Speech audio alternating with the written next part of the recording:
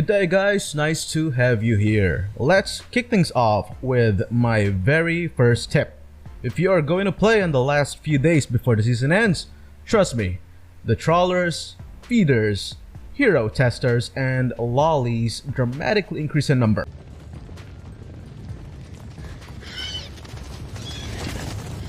Hence, I highly recommend playing with some of your friends. It is super dangerous to play on solo queue during the final stretch of the season. With that being said, today I will show you the consequences of picking an imbalanced lineup. As you can see, our team is considerably balanced. Heck, it's safe to say our lineup is pretty competitive. We have the right balance since we have 2 girls, 2 men, and 3 monkeys. Definitely the best ratio for some action. While the other team has a very squishy and imbalanced lineup. They have 4 girls and an octopus. It's one of those weird type of action.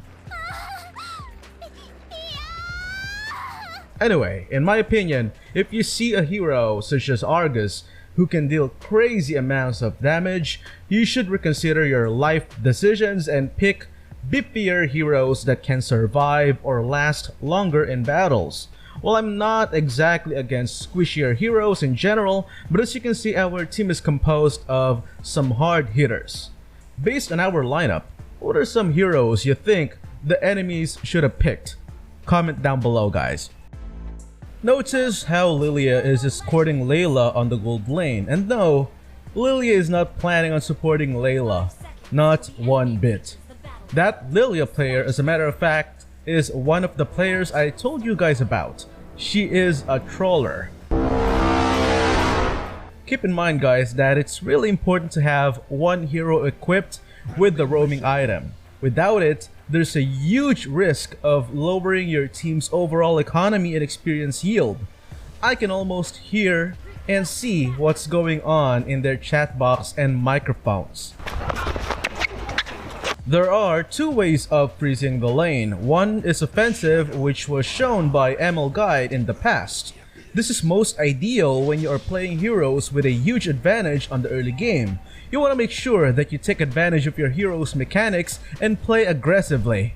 The other way is, you guessed it, defensively. This is ideal when you are at a disadvantage either because the opposing lane is playing a hero with early game advantage over you, or simply because there's 2 or more of them. Obviously for this method, you are going to avoid your enemies as much as possible.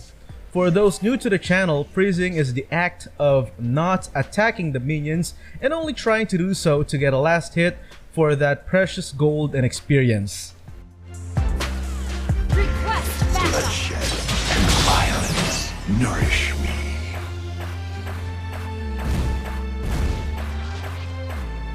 First blood.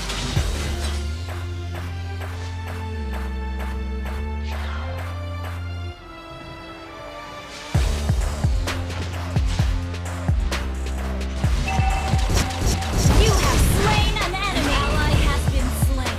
Request backup. Instead of retreating back to base, I decided to stay since the next minion waves will help me get my ultimate. This is risky, but as long as you are looking at your minimap and surroundings carefully, you should be fine.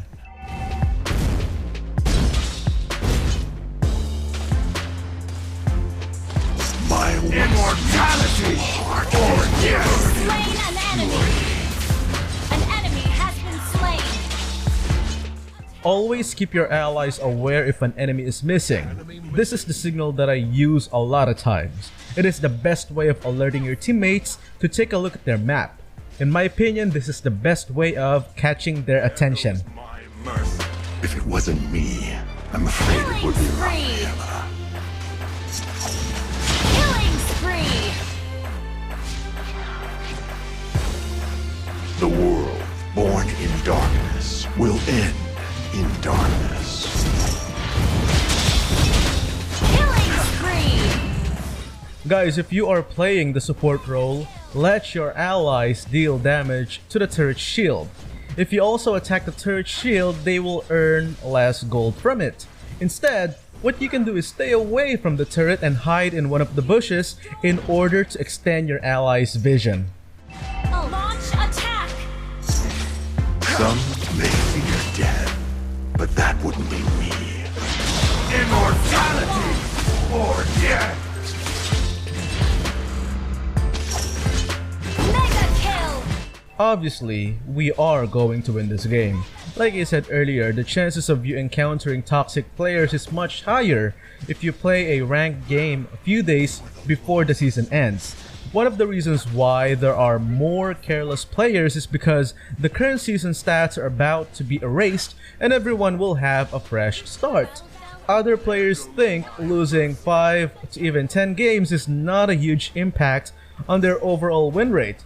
So again, I really recommend playing with your friends to lessen the chances of having such lousy teammates.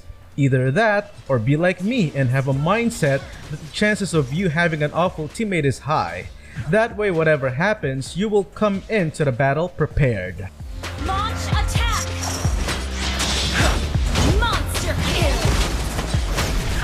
Monster kill! Immortality or death!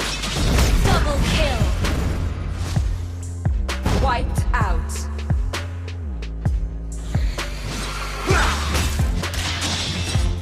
Your team destroyed! The shadow in my heart is deeper than the abyss.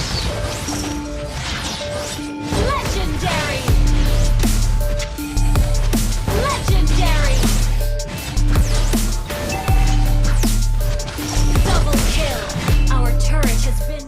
Now, I know it is ideal to get the Lord on the 12-minute mark in order for you to summon an empowered Lord, but look at our lead. We are leading with more than 20 kills and roughly 10,000 gold.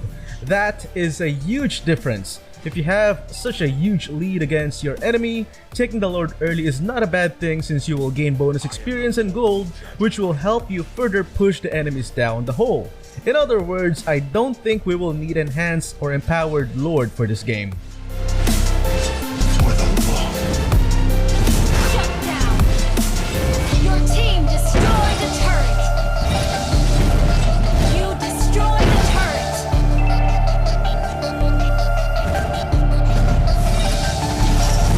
Legendary! Double kill! Your team... If it wasn't me, I'm afraid it would be Raphael. Legendary! Double kill! Immortality or death! An ally has been launched attack! Only the strongest shall survive. An enemy has been slain! There Killing goes my spree. mercy.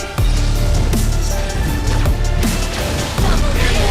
Legendary! That concludes our Mobile Legends content for today. What are your experiences playing ranked games on the latter parts of the season?